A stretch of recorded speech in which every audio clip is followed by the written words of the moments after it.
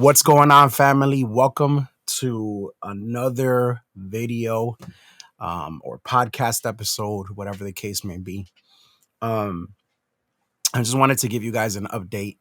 I was filled with so much just peace and joy, even to see the response to my last video, to know that so many of you care about what I'm doing here. And for those of you who encouraged me not to stop, to continue, for those of you who shared even your concerns, I thank you so much. And not only that, but I felt just God taking the time also to just continue to confirm to me that this is the path that he wants me to take. So let's just get this out of the way. I am here to stay. I ask for your continued prayer that I would be able to continue, that I would be wise in the decisions that I make regarding this channel. To everybody that reached out, and any of you who wanted to reach out and didn't, maybe prayed for me, I thank you as well. But yeah, we're here to stay. I am doing some work on the side. Joanna and I have both started to work more diligently in our photography and videography business. So lots of new stuff coming in regards to that I'm super excited about, and it's a passion of mine. But either way, I just wanted to give you guys a quick new update and just reach out to you guys and share basically some things that God has been teaching me throughout this season. I realized that I have not been as transparent as I should be. And I mentioned that a little bit in my last video. If you didn't, you can check it out here. I never know where to point because I never know where it's going to show up on YouTube, but you could check it out here or here. It's gonna be somewhere.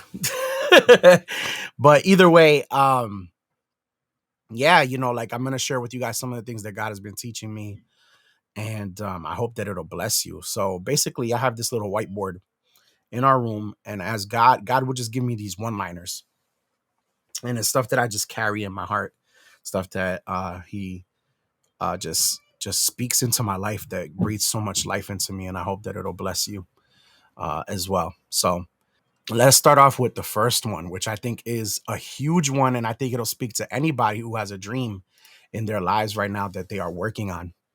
Closed doors are not rejection. Many times they are protection. You might find that in your life, there are times where you feel like everything you are doing in your life is essentially for God. And you just want to serve him, and you want with everything in your heart to live according to the potential that you have. I have this saying with a close friend of mine that when we would talk about people that we knew, that they were potential central. And basically, it's like when you're just full of all of this potential inside of you. And if you're a human being, potential don't mean nothing. It really means nothing. Potential is great and all.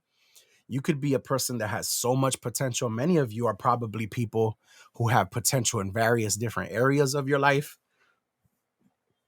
Mm, You know, I could see myself potentially being a writer, for example. There are so many different things that we have the potential for, both good and bad.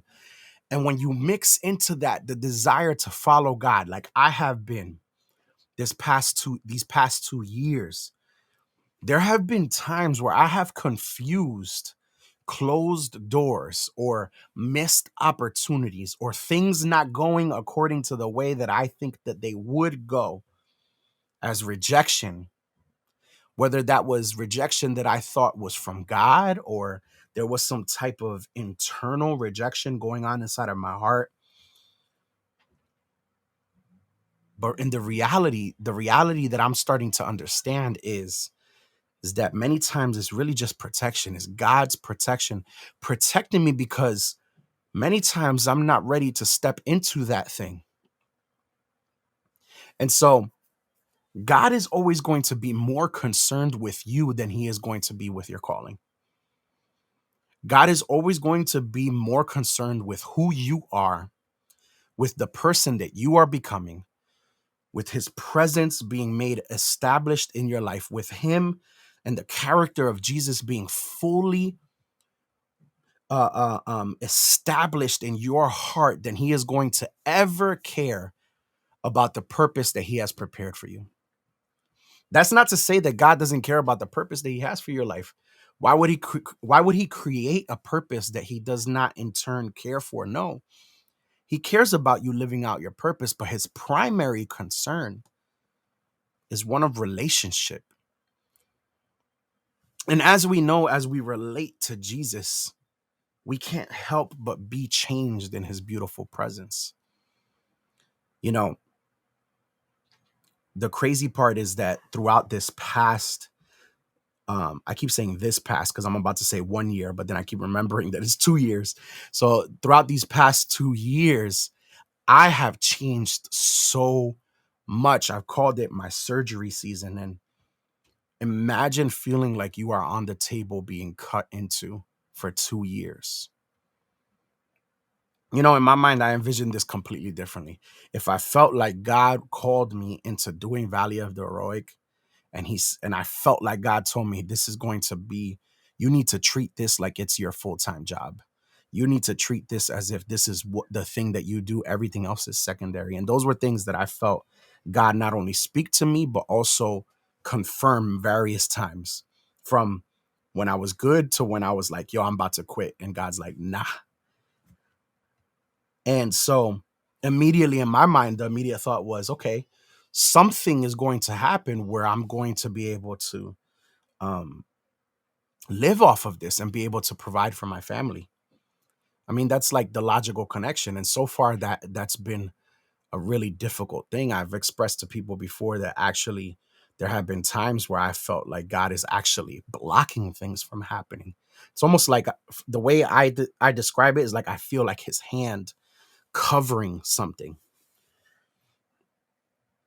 And that has resulted in so much inside of me changing. Like, for example, Joanna just straight up telling me, like, you're not our provider. And I remember when she said that, there was a day I was just having a really bad day. And I was just like, I'm not providing for this family. I'm supposed to be providing for this family. Um, and really what it was just some sort of pride where I needed to know that I was winning the bread for my family. And at that time, we were good. Really, it was about me. And when she said, you're not the provider for our family, it was like I woke up and I said, whoa, hold up. Number one, that low key hurt a little bit. That low key hurts a little bit. It's like, wow, you just get encountered by this crazy reality that you kind of knew, but you never really just like lived under or just accepted, or you know this truth mentally, but you don't live it out experientially. Your experience is different than what you know in your mind. And so when she said that, I said, wow, she's right. I need to accept the fact that God is our provider. That doesn't mean that I'm supposed to sit here and just like take it easy. No, he's going to use me and Joanna to provide for our family. But it was a good reality shift in that moment to realize that a season where I have closed doors financially does not in turn mean a rejection or a putting down of my ability to provide as a member and husband in this family. When in reality, what I needed to realize was that God is our provider. And so closed doors are not rejection. They are God's protection. Many times God is protecting you from something that you just are not ready for, that you have not been prepared for in that season or in that moment. And so I would much rather be protected by God than to step into something that I am not ready for. in that season. I want to be ready for it. I want to step into it with God's anointing on my life. I want to step into it knowing that God is with me. I don't want it without God. And so I want to encourage any of you that are listening right now that if there have been closed doors that you are experiencing in whatever way, understand it's not God rejecting you, it's God protecting you. And so in that moment, the best possible thing that we can do is always to turn our ear to him and ask him, God, if you're protecting me from something, what needs to change in me, or what needs to change in general in order for this to come to pass? Do you even want this to come to pass? And you wait and you listen. And when he speaks, we act. Amen. Closed doors are not rejection, they are protection. Second thing that I've been learning in this season is that you speaking to myself, but I'm going to speak to you guys who are listening, is that you were made to be kind.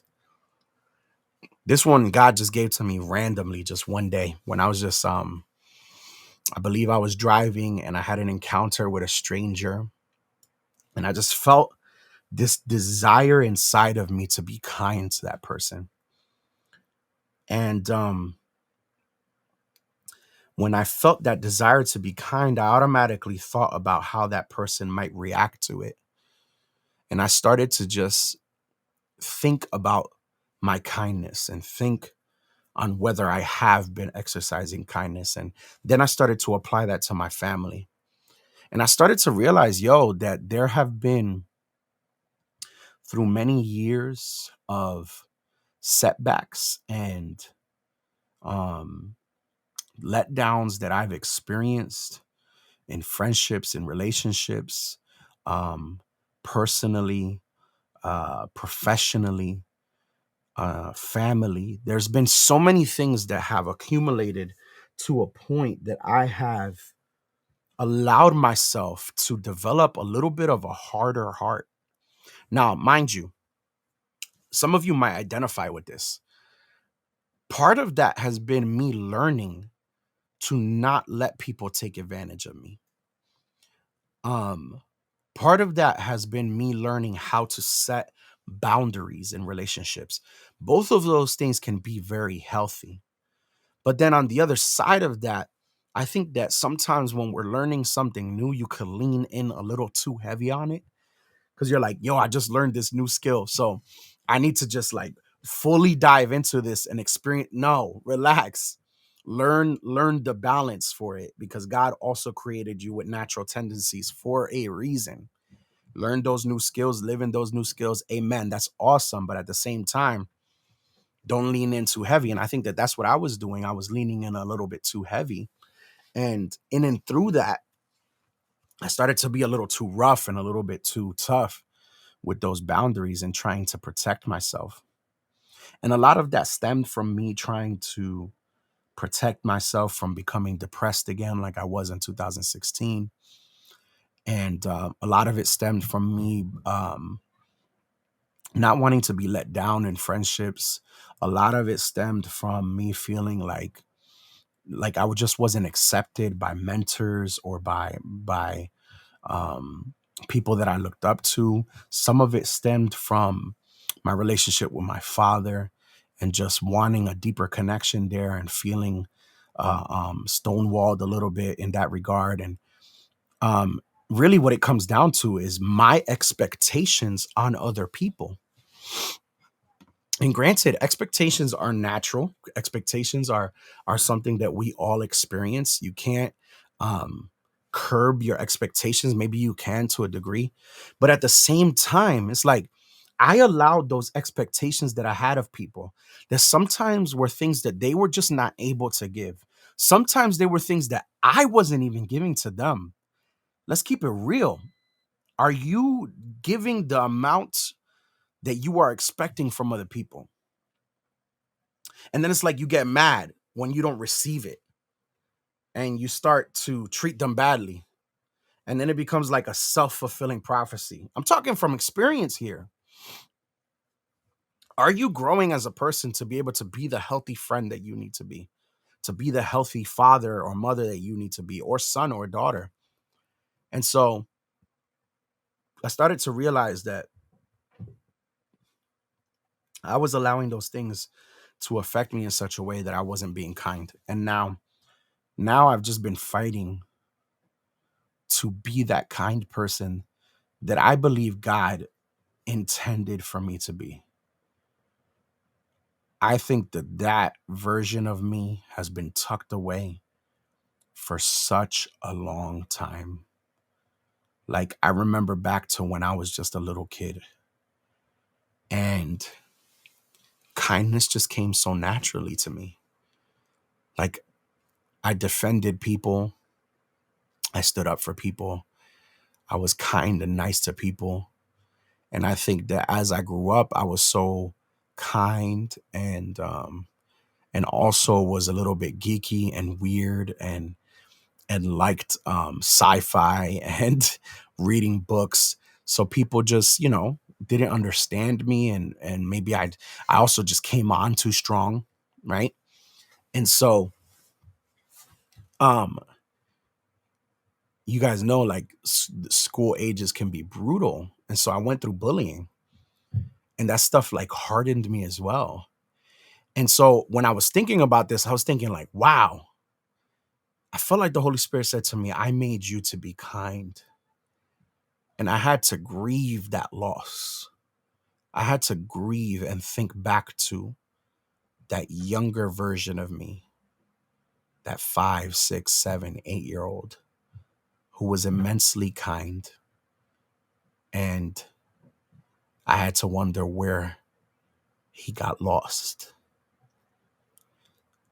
And this is what God is ministering to me. But I feel like to you, I want to tell you today that there may be a part of you that got lost in the difficulty of life. And there may be a part of you that just, through the seasons of difficulty that you've had to face, maybe it lost its way. Maybe it developed this hardened shell. And I want to encourage you today to listen to God and ask him, is there an area of me, God, that you want to redeem? Maybe some of you, God wants you to be courageous or brave or kind like me, or firm, or a leader, or a parent, or a friend. And you closed off your heart to these things that God intended to bless you and to bless others. And I believe that God wants to redeem that today. So you were made to be kind is the second one. The third one is move with intention. Move with intention. This one has been a big one, and probably the one that has lasted the longest for me throughout this season. And it's the one that was on my whiteboard for the longest time. And I'm actually probably going to put it back up there. But move with intention is one that speaks to me particularly, because the main thing that stops me from being able to move forward with like content creation, or even when I was creating Valley of the Heroic, or my photography and videography business, anything that to me feels big, the two main things that stop me from being able to like just start and go and get running is anxiety and indecision. And I think that both of them play into each other. And so for me, one of the bigger things that affects me when I'm in those moments of decision, and they can be small or big, is that I will start to feel an anxiety that comes over me and kind of takes over my mind and my thoughts, and will therefore make me indecisive And then time passes by, wasted time passes by because I can't make a decision. And then because I can't make a decision, nothing ever happens. And because nothing happens, I get more anxious. So you see the cycle that happens, all of it feeds into each other, and it kind of creates this circular motion that, leads to nothing happening. And I believe that we all have cycles. Um, I think like 2 years into our marriage, Joanna and I went to marriage therapy, and we just felt like it would bless our marriage. And we also had some difficulty due to the depression, and everything that we experienced, even getting to the point of threatening divorce to each other. A lot of y'all didn't know that, right? But I'm being more open and transparent. So um, when we were kind of past that and we were able to, we felt like we could start working on things, we went to marriage therapy. Fully recommend to many of you guys. And our marriage therapist was able to help us to learn that we had a cycle, right? Um, the cycle involved things like it would always start with like an argument, which that argument would lead to Joanna like pressing forward and pressing in, and then I would get anxious and I would slow her down, and that would affect her, which would only serve to make the argument worse. And once the argument got worse, we would go through a period of not speaking, sometimes a day, a few days, or whatever the case may be. When we wouldn't speak, we would both be mad at each other, obviously. And then something would happen. We would kind of talk again, and then we would be good. But there were a couple more things, but that was the general gist of it. When we were able to learn about this cycle that was in our marriage, mind you, listen, when you're married to someone, you say to that person, till death do us part. You're making a commitment to that person. Outside of yourself, this is the deepest commitment that you have to a human being. And you make that commitment out of a decision of love. I need some water. Where my water at? My bad. I've been sick this week. And so, um, that's like the biggest decision that you make. It's the biggest decision that you make. Well, one of the biggest, at least. And you commit to this person. What I'm trying to just drive home here is that people don't get married for no reason. Maybe there's some people out there who do. But for the most part, people get married because they love this person. And how many people out there are so deeply in love in the beginning of their marriage, and then with time passes by and things happen, and communication breaks down, and that love starts to fall apart. And before you know it, you went from a place of complete and utter love for one another to a place where you don't even know if you want to be with this person anymore. How does this happen? How can you love someone so deeply and get to that place? Anybody ever been there before?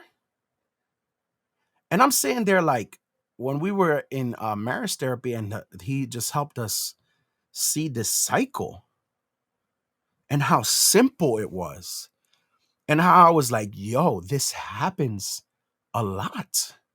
It wasn't happening every week, but it happened enough to where I was like, yo, this is crazy. And what it was really pointing out was not the cycle. What it was really pointing out was the deficiencies inside of us that was creating this interaction between us two. Because that's what the cycle was. I did something, she did something. I did something, she did something. And it wasn't always a bad or good thing. Sometimes it was good. Sometimes it was bad. Sometimes it was neutral. My point being, interactions were happening and cycles were created that led almost to the detriment of our marriage. And so If you don't move with intention in your life, if you don't make decisions adequately, if you aren't pursuing growth intellectually, spiritually, physically, in every way, emotionally, if you aren't doing what you can to get to where you need to be and move with intention, you're on autopilot. Now, all of us do it better than others in certain areas. Maybe you're really good at doing it physically, but you're not so good at doing it mentally. Maybe you're really good at doing it spiritually, but you're not so good at doing it emotionally. This is what happens when you have somebody who is spiritually mature and could preach a message that will bless your life, but then can also start to go into a rage fit when they get cut off on the highway. They're emotionally immature. And so we have cycles in our life. The problem is that we're going to be much more accepting of our own cycles because we're not going to be aware of them. And because there's no interaction, you can hurt yourself so much and never feel the pain that you are causing to your body, mind, and soul. And just be okay with it because you're not aware of it. The thing about relationships is when you hurt that other person, they react. But that doesn't mean you don't have cycles in your own life. And so what God has been speaking to me about this is that in every area of my life, I need to move with intention. I need to move with particularity. I need to move with purpose. Now, that can be incredibly difficult with anxiety. That can be incredibly difficult when I want to lose weight, but also my coping mechanism is to overeat. Or it can be really hard when you wake up in the beginning of the day, and even though you're working out, your body is in complete pain and you're dealing with pain in your life, or you feel crippled by your anxiety, or you're struggling with your bad views of yourself, whatever it might be for you.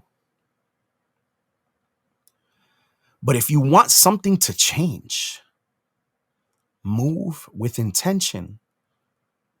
Because if you're not moving with intention, you're just going to keep getting the same results. You're going to be here 3 years from now still feeling like God is calling you to do that thing.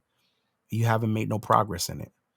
You're going to be here 5 years from now still feeling like God was going to give you a house and you never got it because you never dealt with the things he told you to deal with.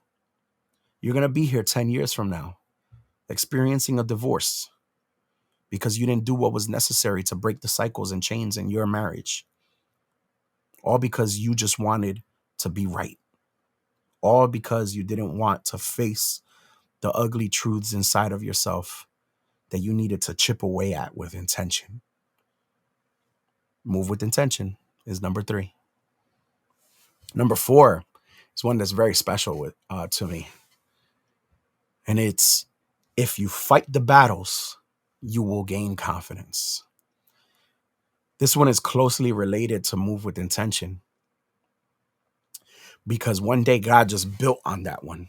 And he said, like, there would be days where I would be encouraged to move with intention, even in small ways, like making a YouTube video. And I would feel like I would be ready to go. And I was going to move with that intention that I felt him giving me inside of my heart. But then I would be paralyzed. And one day I remember I just asked God, how can I move with intention if I don't feel brave enough? How can I make a decision if inside of me I'm questioning everything that I'm doing? How can I start if I don't feel confident enough in what I feel like you're calling me to do? And he said, he dropped it on my spirit. He said, if you fight the battles, you will gain confidence. Makes no sense, fam. It makes no sense. It's like, yo, if you go into a battle without confidence, you're going to lose. And God was telling me the opposite. I would never try to do anything without feeling confident enough in myself to be able to do that thing. Nah, I'm not trying to be out here looking crazy. Anybody with me? Nope, not me. I've been like that all my life. I just want to be able to know that I can do that. Yo, listen, so much so that I remember back when I was in grade school, I'd go over friends' houses. And listen, all my life I've been really good at video games. Always been really good at video games. I picked them up really easy. I don't know what it is. I've just been good. And I remember distinctly going over my friend Philip's house. And I'd go over his house and he'd have like a new game. And every time the same thing would happen at all of my friends' house. I'd be sitting right next to them, staring at the screen. You imagine back in the day, if you're a gamer, or not even many people played games, you'd have that little 20-inch box TV, right? That lit up the whole room. And you'd have your Nintendo or your PlayStation hooked up to the TV with them little red and white and yellow cables. And you'd click that thing on, probably grab a soda and a Lunchables if you real fancy, and you'd put the new game in. And there wasn't internet gaming back then. It was all couch gaming. You sitting on the couch playing with your friends or by yourself. And so I remember all the times friends would get a new game, and most people they're like, "Yo, let me play, let me play, let me play," and I would always say, "Nah." They'd be like, "Oh, Eric, you want to play?" No, no, I'm good. I'll just watch. I like watching more than I like playing. I don't know why I used to always say that, because that's not true. I do like watching people play a game, but I do not like it more than I like playing. But I convinced myself that I did. And so what would happen was is that when I was really interested, I would go to my friend's house multiple days, keep going and watching them play the game. And then one day, maybe after like 4 or 5 days, they would ask me again, "Do you want to play?" And I'd say, "Yeah." And then I'd start playing and I'd be having a blast and be really good at the game. And I remember one time, I forget which friend was just like, "Yo, why didn't you play all this time? You're like really good at this." Now as an adult, I realize that it was really hard for me to start things. And I just always felt like I needed to understand something fully and experience it by watching it before I could step into it. And here God was saying to me, if you fight the battles, you will gain confidence. And I don't know what God might apply this to for you. I don't know what he's going what perspective he might shift for you, but I think that there's sometimes listen to my heart here, because this isn't going to apply to everything. There are some times where you are waiting on God and you are waiting on circumstances to be right, and you are waiting for the stars to align, and God is just waiting on you. God is waiting on you to start. God doesn't want you to have it all figured out. Why would God tell you to do something if you didn't have the capacity to do it? You see, the problem is that you want to do it perfectly. The problem is that you want to do it according to your standard that you feel it needs to be done when God's just telling you to do it. Look, it's cool that you have the potential to do content creation at a high level. It's cool that you have the potential inside of you, but you might not have the capacity right now. Potential and capacity are two different things.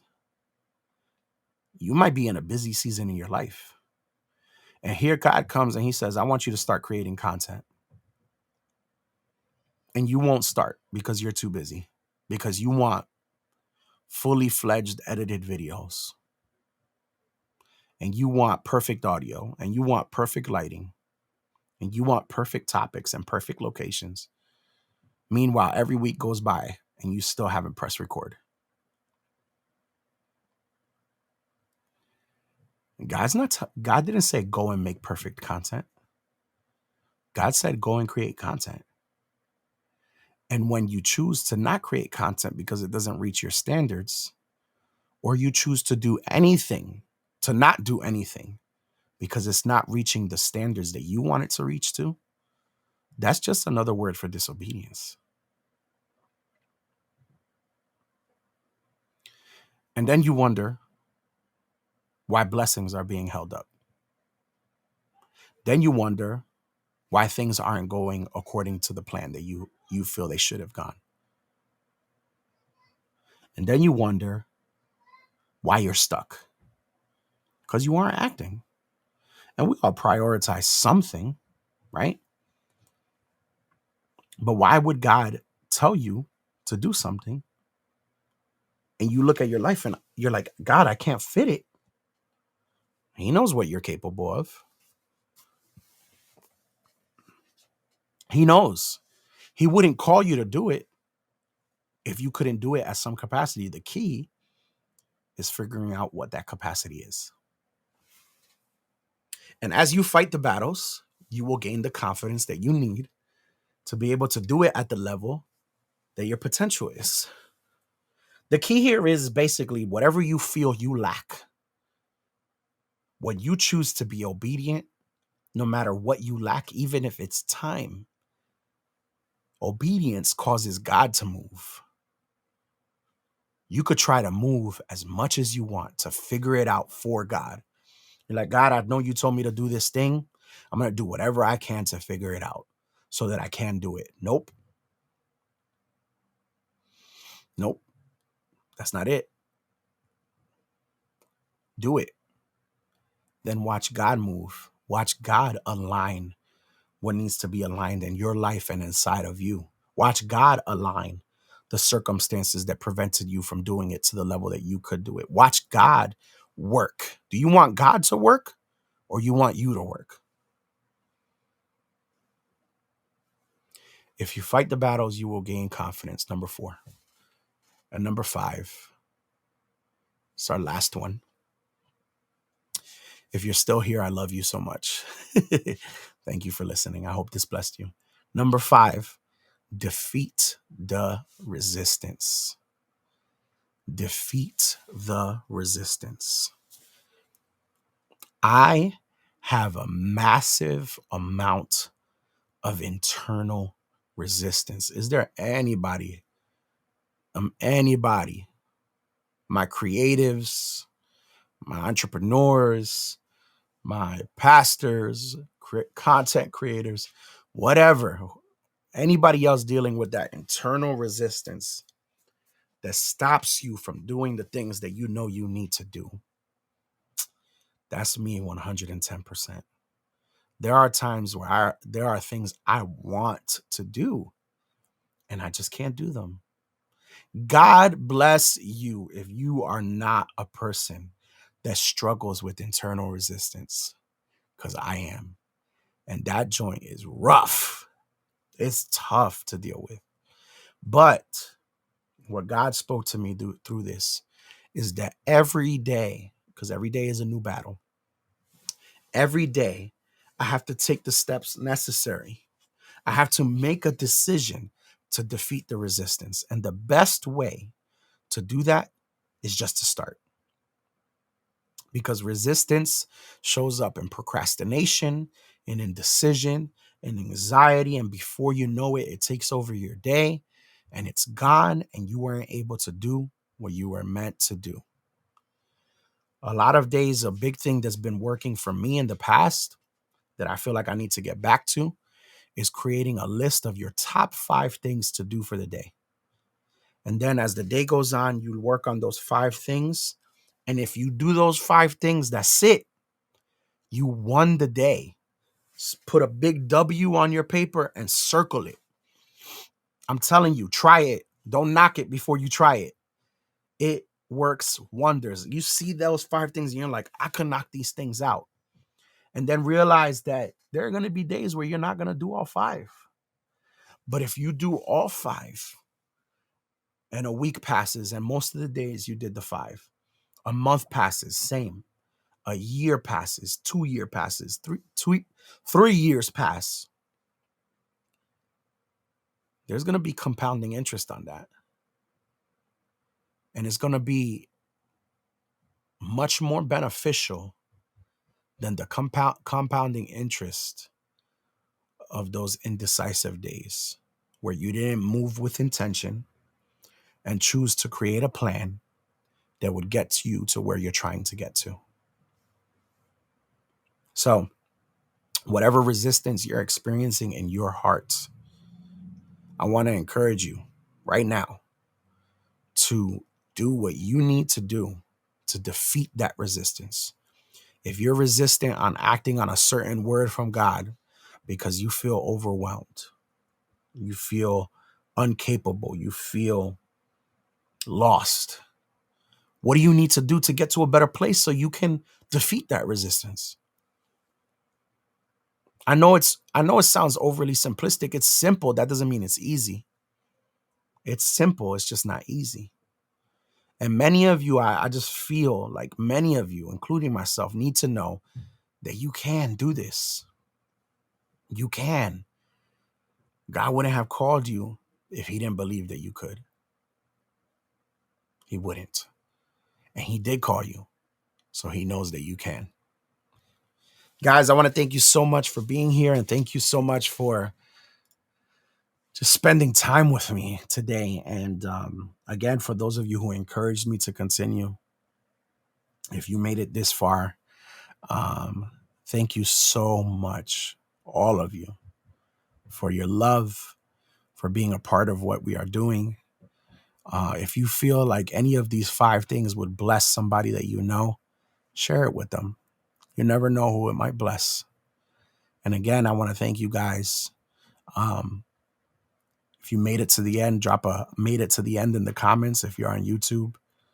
And yeah, if you're listening on one of the podcast platforms, please consider leaving a review.